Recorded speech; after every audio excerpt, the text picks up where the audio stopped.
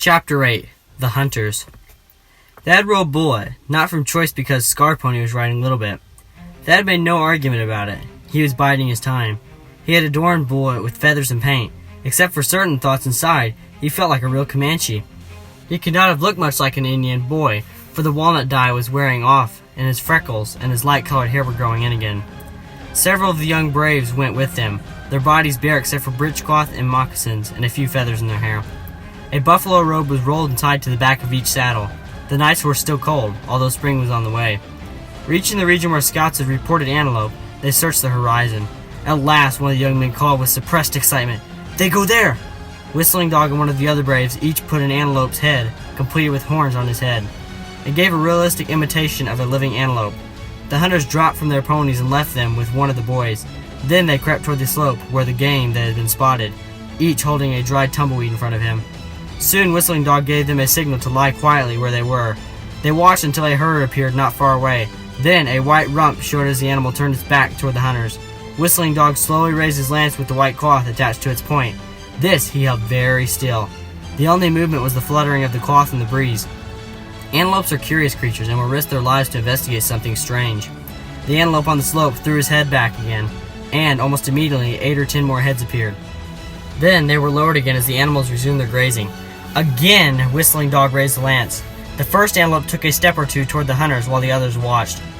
Whenever the antelope lowered their heads to graze again, the hunters crept silently forward. Finally, they were within easy arrow shot. Whistling Dog raised his mask, and every one of the hunters let fly with an arrow at an animal already selected. It was hard to tell who had scored hits, but 7 antelope were down. Most of them were shots to the neck. The other antelope, including the one that Thad had aimed, were off in a flash, their white rumps bobbing across the plain. The hunters jumped to their feet. They ran for a moment in the direction the antelope had taken. Then they turned back to skinning of those they had shot. Now the hour was late, and the hunters were far from home. They decided to make camp for night where they were. Cutting ribs from one of the antelope, they roasted them over the fire of buffalo chips. While the meat cooked, the hunters stretched their tired bodies in the warm glow of the fire. They talked as men and boys of any race love to talk on such an occasion.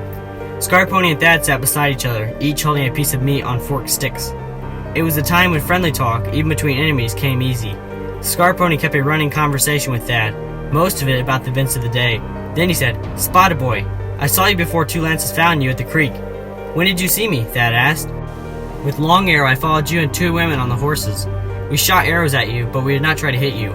Our men were a long way off. It was only to see you run." "I don't remember riding far with 2 women," Thad said. "One woman was young. She had 2 little ones. The older woman took one of the little ones on her saddle when you heard the drums from our camp." Scarponi explained. "You were riding my Blackbird." Then Thad remembered. It was the day that they had been to visit the Bransons, Ma and Miss Ellie Clark and the little ones. "The older one was my mother," Thad said. "But when did you see me besides that time?" "Once when you and your dogs and some boys of the Long Knives had a raccoon treat. The dogs fought the raccoon and you almost drowned one of them." "Oh," Thad said. "One was my brother and the other was the brother of the white girl who lives at Buffalo Horns Lodge. They call her Sleepwalk Girl. You were laughing at us." "We laughed at the dogs and the raccoon," Scarponi explained. "I remember well," Thad said. "I felt as though someone were looking at me, and when I looked up I saw you, but I didn't know until now that it was you." He remembered that he had noticed the friendly expression on the face of one of those 3 Comanche boys that day. Even his Scarponi face now wore a look of friendship. "Who are the others with you?" Thad asked. "Running Fox and Boy Who Laughs were there," Scarponi answered. "But there were others, older men in the woods behind us. We did not want to fight then. The warriors were planning an attack on a ranch before morning." Thad laughed. "It's a good thing for us that you didn't want to fight. We boys were alone and didn't have much ammunition." "I'm glad, too, we did not fight," Scarponi agreed, "or you would not be my friend now." One of the things about the Comanches that Thad disliked was their boastfulness.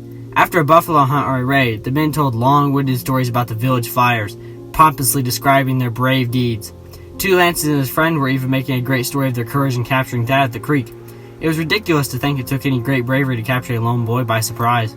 Whistling Dog and another young warrior, Rising Bear, were listening now to the conversation of 2 boys. Whistling Dog spoke to Thad. "I have seen, in the House of the Long Knives, the book that talked. Do books talk to you?" For a moment, Thad did not understand what Whistling Dog meant. Then it dawned on him. He was asking if Thad could read. He nodded his head. "Yes, they talk to me," he said. "I heard that the Long Knives have a great book from the heavens," said Whirlwind. He had to wait a long time before speaking of this. The pause showed the importance he attached to his words. Following this custom, Thad took his time to answer Whirlwind. He hoped thus to convince him that he considered this part of the conversation important too. The hunters listened to him as he answered. "We have such a book," he said. "What does the talking book from the heavens tell you?" Whistling Dog asked. Another long wait, which the boy appeared to be thinking. Then Thad answered, "The book tells us many things about the God who lives beyond the sun. He made the sun."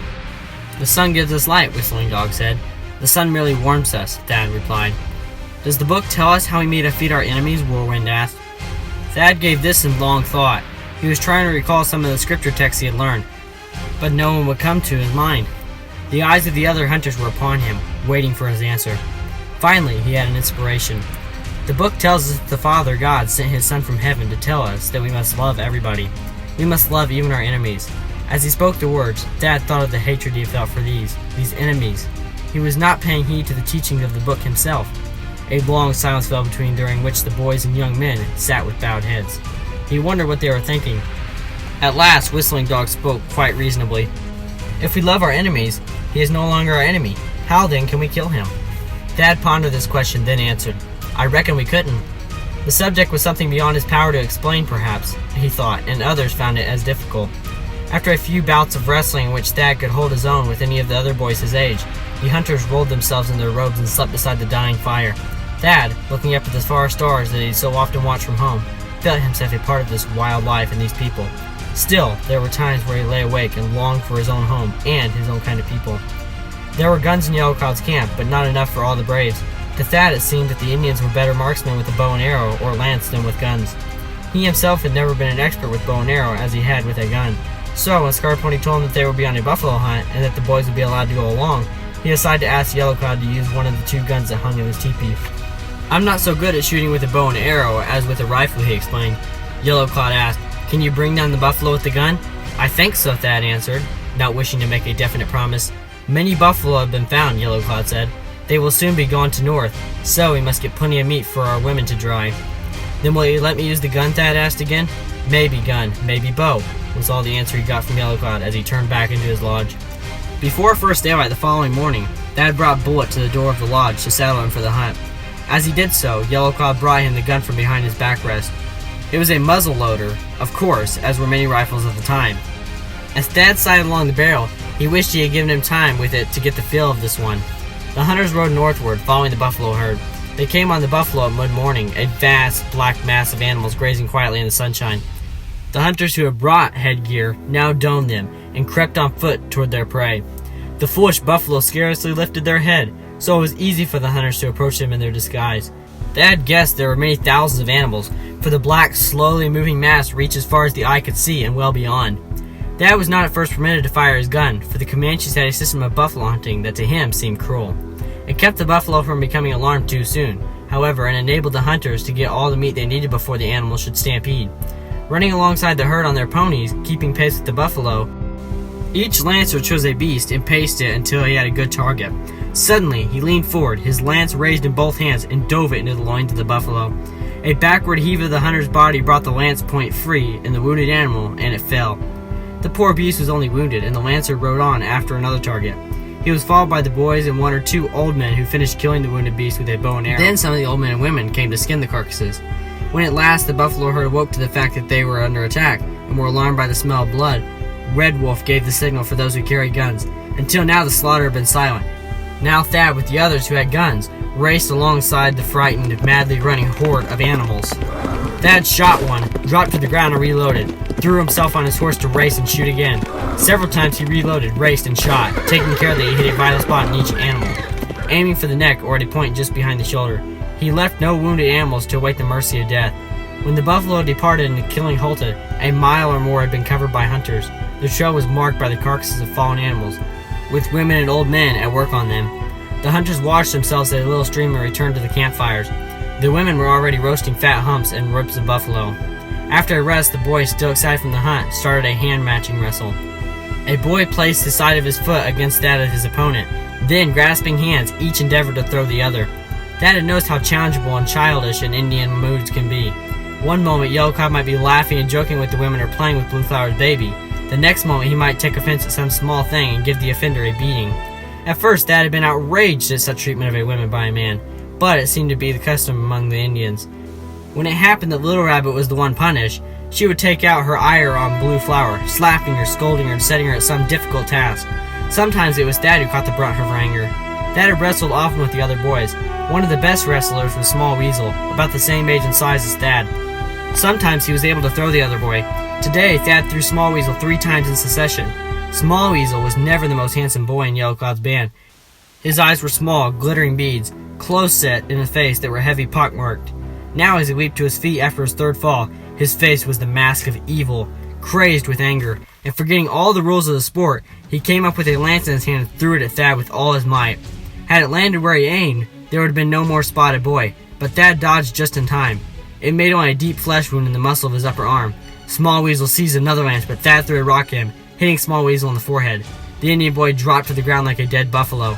Thad, fearing that he had harmed the other boy more than he had intended, knelt over him. Chaffing Small Weasel's hands, he called to Scarponi, "Get water!"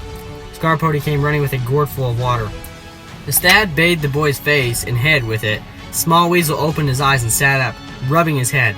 He looked at Thad in surprise when he realized that it was the white boy was leaning over him. Not to harm, but to help. Now Thad helped him to his feet and led him to the women at the campfire. Scarponi, Boy Who Laughs, and Running Fox were speechless with amazement at such behavior.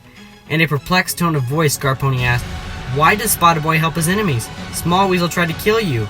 Is it because you do as the book from heaven tells you?" Boy Who Laughs wondered. Thad shrugged his shoulders. He could not explain his action except to say that he had been brought up that way. "Small Weasel is not my enemy," he said. "He was angry because I beat him at wrestling. Wouldn't you have helped him?" The Indian boys shook their heads. Surely they thought the ways of a Long Knives were strange indeed. Continue listening.